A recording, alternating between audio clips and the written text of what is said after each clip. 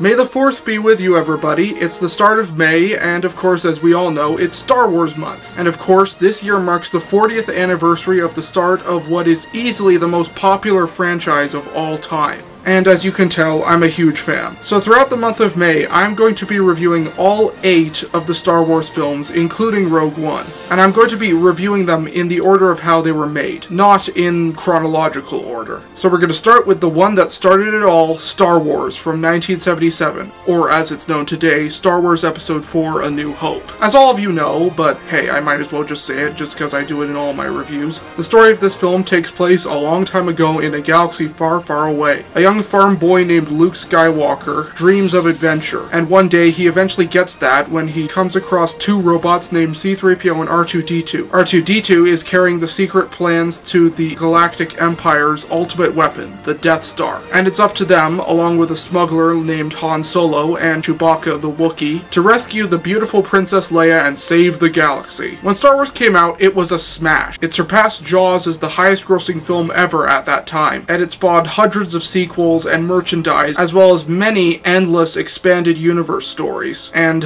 extremely annoying fan theories. Star Wars was an enormous part of my childhood. My dad was a huge fan of these movies. I grew up watching the movies, reading the books, and playing with the merchandise. When I was a kid, I definitely liked these movies, but believe it or not, now that I'm older, I like them even more. When I was little, I enjoyed them for their action scenes and visuals, but nowadays, I like them for even more than that. Things like characters, themes, and emotional drama helped make these some of the best and most important films of all time. One of the reasons why I think Star Wars is so popular is that it speaks to everybody. Action, drama, romance, humor, it's got it all. The characters of Star Wars, you all know them. We'll start with Luke Skywalker. Now, some people complain about Luke being a bit whiny in this first movie, but to me, I think it works. The 3 original movies show a continuing development in Luke's character. In the first film, he's kind of whiny. He has hopes and dreams, but he never really thinks that they'll come true. But as the film goes on, he becomes more confident, and in the end, he becomes a hero. When I was a kid, Luke Skywalker was certainly my favorite good guy of the series. He just seemed the most relatable to me. He was just a normal guy with dreams who was trying to make a difference in the galaxy. One of the best scenes with him is the scene in which he gazes out towards the twin suns.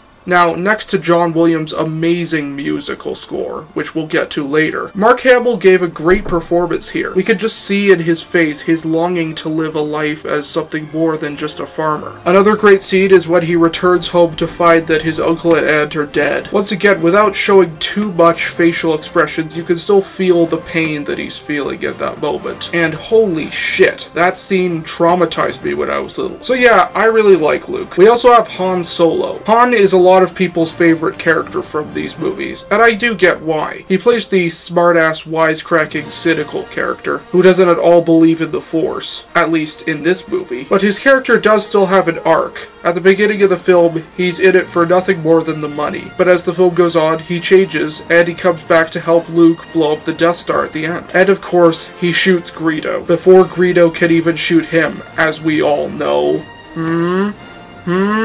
We have the droids R2-D2 and C-3PO. Originally, the film was actually going to be about these two and their adventures. While I do think that would have been an interesting movie, I do still think they work great as side characters. The idea of not having R2-D2 talk and all of his dialogue being shown through C-3PO's reactions was definitely a good idea, and it led to a lot of funny moments. And these are just classic characters. You've got R2-D2 as the brave one who's dedicated to his mission, and then you've got C-3PO who's the big coward. We have the late Carrie Fisher as Princess Leia, who is one of the greatest female characters of all time. She might seem like a damsel in distress at first, with her being captured and them having to rescue her, but she's also incredibly feisty and strong. The banter between her and Han is some of the best dialogue ever written in any of these movies. We have other great side characters like Chewbacca, and then there's Ben Kenobi, played by Alec Guinness, who did a great job, so much so that he was nominated for an Oscar. He brings a very good and almost poetic feel to this film. The way that he delivers all of the exposition and backstory at the beginning of the film, it doesn't feel forced in any way. It feels very interesting and mysterious. He becomes a father figure towards Luke, and when he dies, you feel very sad. And then of course we come to easily the most famous villain character of all time, Darth Vader. Vader. When I was a kid, I loved Darth Vader. I thought he was so awesome, and I was not alone. But why do we love Darth Vader? Well, I do think that a lot of the reasons do connect to things that we find out later in the series. As far as this film goes, he's a pretty cool character. He has a very good design with his entirely black outfit, and that amazing voice that James Earl Jones gave to the character. It really helps him come off as very intimidating. In this film, we certainly don't know that much about him, at least not as much as we do later on in the series. All we really know about him in this film is that he was a pupil of Ben Kenobi's, and then he turned to the dark side and supposedly murdered Luke's father. And the film has a great deal of interesting side characters. The cantina scene, for example, displays a lot of interesting different alien species. The film did a great job of world building, showing all the different creatures that inhabit this universe, and really transporting you into another world. The film is excellently paced. There's not a single dull moment. All of the dialogue scenes are engaging and interesting, whether it's Luke and Obi-Wan talking about the Force, or the Imperials planning their next attack. Speaking of the Imperials, let's talk about the Stormtroopers. A lot of people make fun of these guys, and yes, it is easy to see why. They do definitely have some silly moments, and they're not very good with their aiming. But I nonetheless think that they are still threatening. They do still have our characters running from them, and do still feel like a force to be reckoned with, unlike those stupid toothpicks. The action scenes are great. The blaster shootouts, and the space battles. The special effects still hold up greatly today.